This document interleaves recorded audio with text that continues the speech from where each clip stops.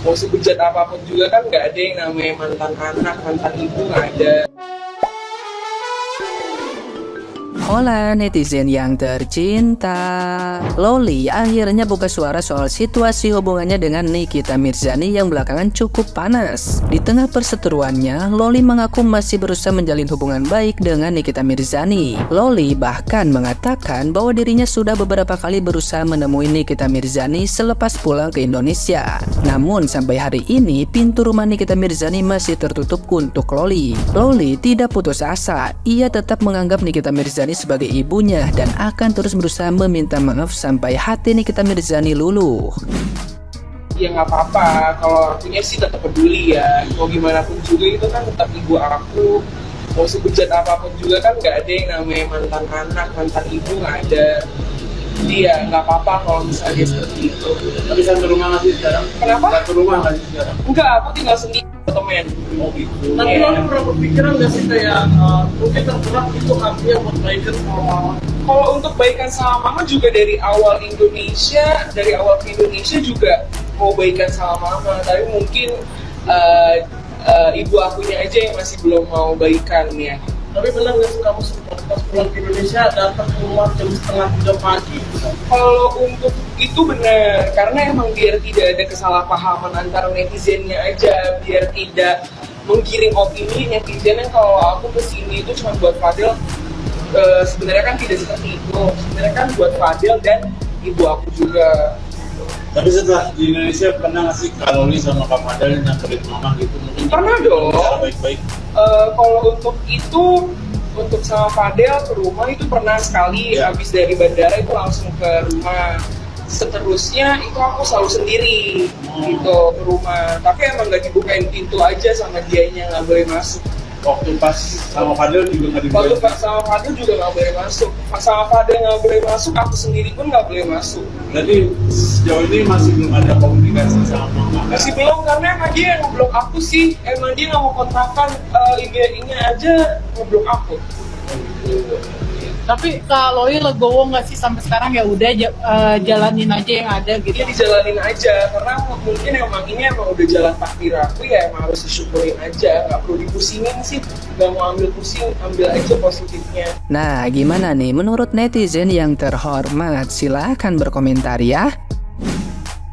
Maaf ya, berdasarkan pengalaman saya, karena saya ini udah tua juga ya, sudah 49 tahun, anak saya udah gede banget ya. Anak saya sekarang udah mau masuki umur 23 tahun. Saya punya menanamkan satu prinsip kepada anak saya, bahwa mereka boleh pacaran ketika mereka selesai kuliah, atau kuliah setelah memasuki semester 2, ketiga, seperti itu. Jadi dalam masa pendidikan SMA dan semester pertama kuliah, mereka nggak boleh pacaran. Itu prinsip yang saya tanamkan kepada anak saya. Dan ternyata anak saya melanggar. Ya, anak saya pacaran begitu tamat SMA. Saya nggak benci dengan pacarnya. Tapi saya takut anak saya belum siap. Saya takut anak saya kenapa-kenapa. Dan pada saat itu, saya sempat meluapkan emosi saya kepada anak saya. Saya nggak suka dia pacaran, saya marah. Ketika saya melakukan itu, anak saya ngeberontak. Dia benar-benar ngeberontak. Bahkan dia menunjukkan rasa cintanya yang sangat mendalam kepada pacarnya tersebut. Sampai akhirnya saya merasa bersalah gitu loh. Saya merasa saya disalah ini ngedidik anak saya. Saya terlalu memasakkan diri saya ke anak saya. Saya memasakkan kehendak saya ke anak saya. Dan itu salah. Akhirnya saya mulai belajar mengontrol diri saya. Saya mulai belajar menerima keadaan tersebut. Saya harus belajar menerima pacarnya tersebut. Dan saya mulai masuk ke kehidupan anak saya.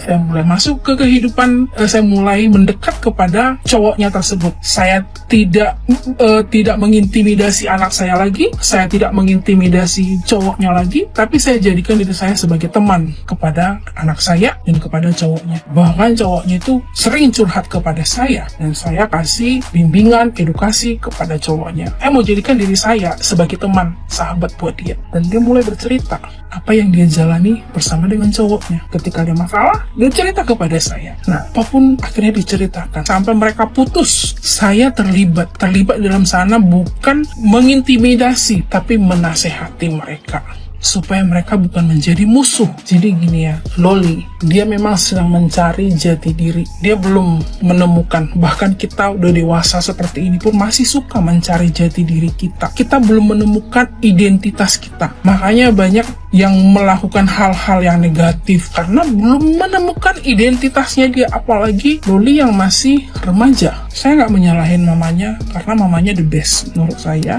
didikannya oke banget. Prinsip kita sebagai orang tua, saya tahu kita sebagai orang tua pengennya yang terbaik buat anak, tapi kita tidak boleh memaksakan diri kita, prinsip kita kepada anak kita. Kalau mau dijalankan prinsip kita, masuk kehidupan mereka. Jadikan kita teman, sahabat buat dia. Bahkan dalam hal apapun, dia curhat kepada kita. Percayalah, segala omongan di luar sana itu tidak akan pernah bisa mempengaruhi dia. Karena kurangnya komunikasi kita sebagai orang tua kepada anak kita, makanya gampang orang mendoktrin. Gampang banget. Jangan batasi dirimu sebagai orang tua terhadap anakmu.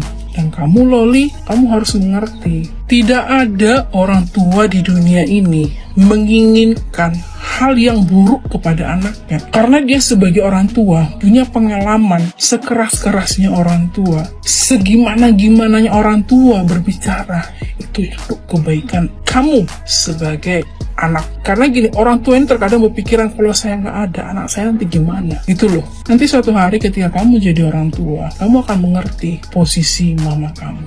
Jadi sebelum terlambat, kamu datang kepada mama kamu itu orang baik. Sebagai anak, bersujud di kaki dia, cium kakinya, meminta maaf sungguh-sungguh. Semua yang di luar sana tidak akan pernah memberikan pengaruh yang baik kepada kamu. Datang sama mama kamu, minta maaf.